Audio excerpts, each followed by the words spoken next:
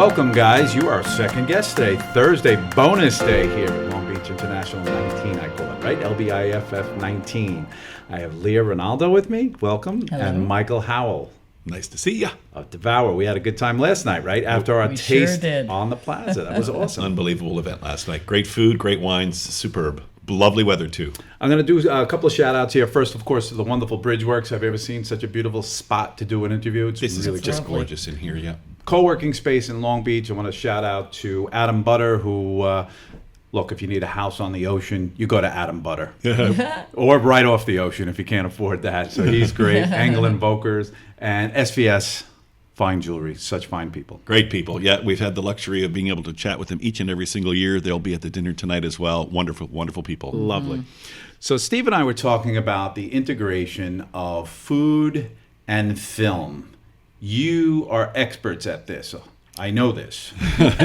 And you've brought your expertise to this film festival. So first, if we could, Michael, your background in chef, right? The chef aspect of food. Yeah. And we'll get to you, Leo. A little twisted. I actually was an actor, a professional actor for You many didn't tell me years. this last night. No, I did not. You leave a little for me. I was a live theater actor in Canada for a decade. I was a member of the Shaw Festival Company in Ontario for many years. I had a theater company in Toronto, trained at the Dalhousie Theatre Wow. School. But of course, I spent a lot of time working in restaurants because I was unemployed frequently, as so many actors are. Absolutely. Anyway, long story short, I met my wife, who got a job with Donny Osmond many years ago on a touring production of Joseph and the Amazing Technicolor Know it. Dreamcoat. And the show moved to Chicago, and I said, I'm tired of being an actor. I'd been at it for 10 years, so I went to culinary school there. And worked at a wonderful restaurant called the Everest Room, started my career. Since then, it's now 25 years in the business all over the United States, Canada, and the Bahamas, where I am still currently the consulting executive chef at the Green Turtle Club in Abaco, Bahamas. So you must have a wandering aspect to your personality. Because let's face it, you could have just... The wandering chef. Not that there would be anything wrong with just being a great chef at a great restaurant. Yeah. I have many friends that are. Maybe switch down the road 3 miles, but you're all over the world. So we're going to get back to that. Yeah, So you find a partner in business, basically, in Leah, correct? essentially, yeah. Who you must have been in film, right? I've been in film my whole life. Give us some background on that. Yeah, so basically I started out when I was just 16, sweeping a theater and serving popcorn. At the end of about a decade, I was programming and managing that theater, and then gradually kind of fell into the local film festival in Halifax. It's called the Atlantic Film Festival. It's probably the fourth largest in Canada. And I was there I worked through every single role for about 2 decades. And then one day, a certain chef walked through the door with a proposition, and he had done his first event, and that just seemed like a really good idea to me. Was it an It was a immediate- generous proposition, but not an untoward one. Yeah. Yeah, so what we call kismet, right? So Yes. there's this realization. So, but it was right away. You were like food and film. Was it truly that? So someone must have experienced this before, right? So I came up with the idea. I had a restaurant in Wolfville, Nova Scotia, Canada, which is where DEVOUR now is. And like so many places, just like Long Beach, tourism season ends, restaurants quieten up. So you figure out, what are you going to do to bring in customers? I have been a member, and Leah has been too, for many years of an international organization called Slow Food. It's based in Italy, and it's about essentially knowing where your food comes from, know your farmer, appreciate the work that goes into production of food, and understand the consequences of your food choices. So Slow Food many years ago had started a festival in Bologna called Slow Food on Film. And it ran for about 4 years, and it was a film festival where they showed hard-hitting documentaries about the food system. I have never been to this festival, but I did hear about it. And I thought, well, that's a great idea, food films. In Wolfville, the town where my restaurant was, right around the corner is our local Art Repertory Cinema. So early November in 2009, I and my Slow Food colleagues said, let's do a weekend of food films. And yes, we showed some hard-hitting and seminal documentaries like Robert Kenner's Food, Inc., but we also screened Babette's Feast, and we screened Big Night with Stanley Tucci, 6 or 7 films. And lo and behold, Kevin, we had 1,000 people show up that first weekend in 2009, and clearly my restaurant was full. So I did dinners inspired by some of the films. We had an Italian dinner based on the Big Night theme. So I realized that there was an opportunity to bring food and film together inspired by slow food, but also bringing some fun stuff to the table, bringing the food closer to the film and bringing the films closer to the dining experience. Which I experienced last year firsthand, and that was the first time I experienced that. Yeah.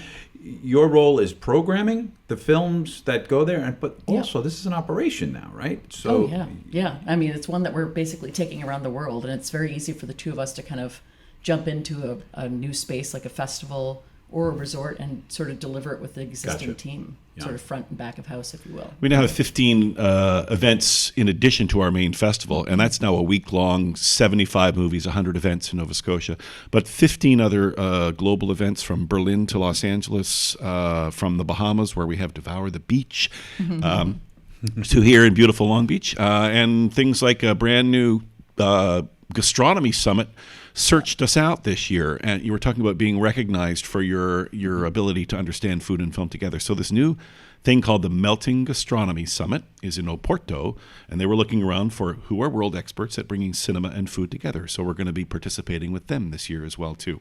So the marriage of these two things is now really blossoming possibly into a third business, which would be consulting of. You might not even be involved, but you'd be consulting of, hey, what does it take to make this particular event successful? It's conceivable. Because look, it's you have the expertise, so to speak. Yeah. Let's go to tonight.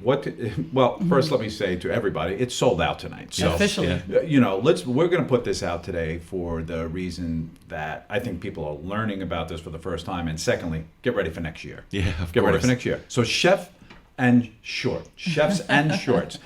First of all, we have to tell people it's short films. Yes. Because if you look, I do have. I was wondering. I got short films. But yes. What can people expect tonight? Tantalize them as they don't go, and those that do have tickets, lucky you. Oh, it's such a wonderful format. I mean, it really works very well for us. It's not your typical watch a big feature film and then see a dinner.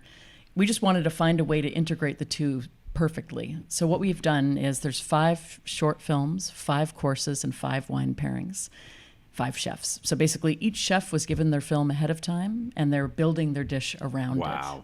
So we basically get up, do all the little intros, screen the film, and then the plate hits the table that's inspired by it. So it's like you're eating the screen basically. Yeah, and we're in an experiential economy. I tell people this, that millennials, with all due respect, they want and need experiential experiences. Yeah. If that's a word. And this, like you hit it there, maybe by accident, maybe not, but it bodes to the experiential community we're in, doesn't it? I talk back occasionally about remembering the film Earthquake when it came out in Sense Around. Yes, in Sense Around. A film that came to life, that it affected your theater, your space, and your emotions above and beyond simply the visual one of watching a movie.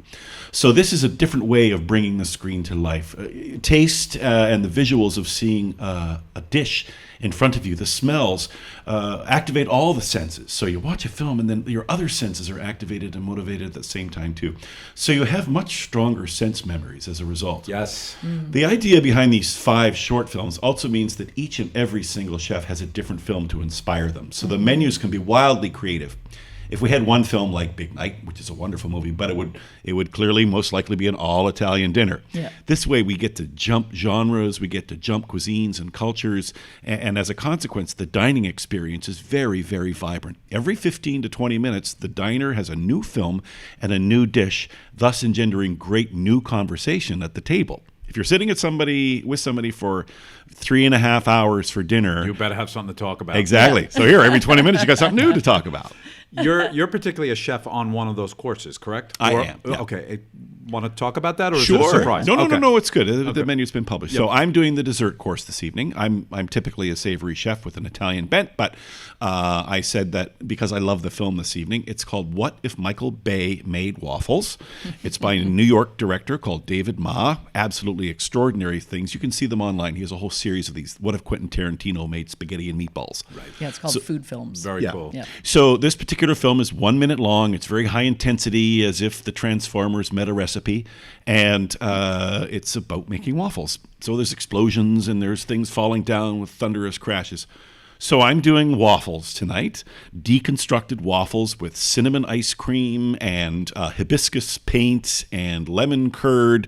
But the explosion, I'm going to be garnishing it with Pop Rocks. So in your mouth, it's going to explode. 70s Pop Rocks, right? 70s Pop Rocks. Yeah. So as if the We're all there. explosions on the screen are happening in your mouth. I'm moving the food from It's extraordinary. Yeah. So that's the whole idea. I can't wait. And I'm sorry for those of you that aren't going tonight, but you guys always never fail to wow us. I know you probably have to get going because we're hours away. We are. From the event. So we'll get this published, let everybody know what you do. Yeah. Welcome again to the Long Beach International Film Festival, Michael and Leah of DEVOUR. Thank Thanks you so Thank you much, so Kevin. much. You take care. Cheers. Okay.